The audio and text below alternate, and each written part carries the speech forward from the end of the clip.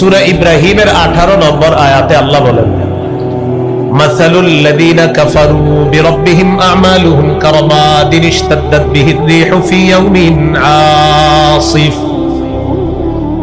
যারা তাদের রবকে অস্বীকার করে তাদের দৃষ্টান্ত হলো কারামাদ, ছাইয়ের মতো। রমাদ ছাই।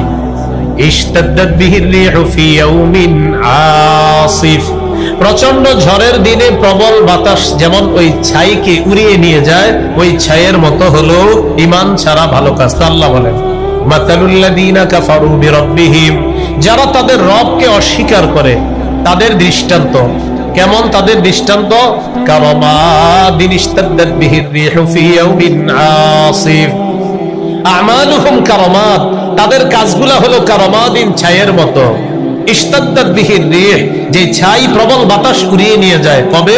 ফি ইয়াউমিন আসিফ, প্রচন্ড ঝড়ের দিনে। তাহলে 4 নাম্বার, ঈমান ছাড়া ভালো কাজ প্রচন্ড ঝড়ের দিনে প্রবল বাতাসের মধ্যে ছাই রাখার মতো। প্রবল বাতাসে প্রচন্ড ঝড়ের দিনে ছাইয়ের পাহাড় যেমন থাকবে না, ঈমান ছাড়া ভালো কাজেরও তেমন কোনো মূল্য